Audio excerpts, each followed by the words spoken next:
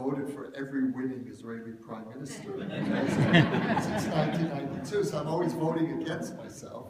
Except in the last elections I voted for Lapid, but until then, I really literally voted for Sharon and then Olmert, and I was always looking for the, the center. So I was center left, center right. Today I would say I'm center right.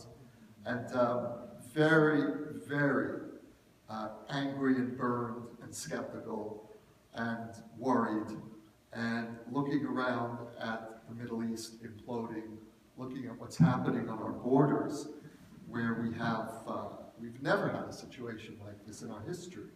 We've always had enmity on our borders, but we've never had terror enclaves on almost every border.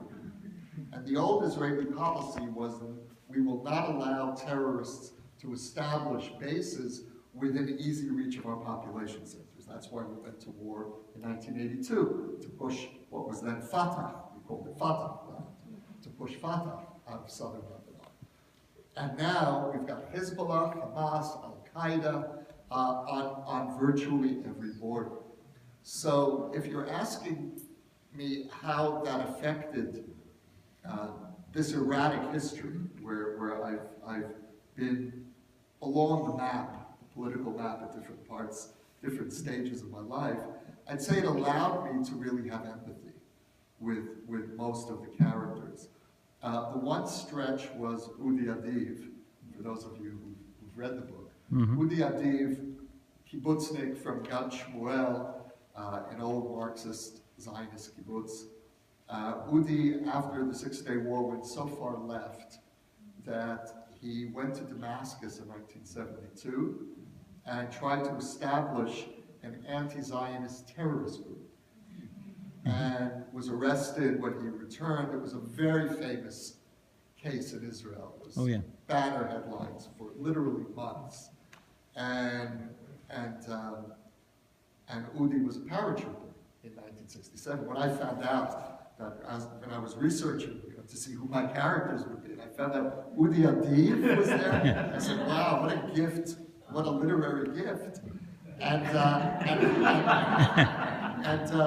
I was able to identify with Udi in the sense that I had been an extremist. And I went pretty far on the right as a JDL extremist, and flirted with violence, and I had friends who did more than flirt with violence.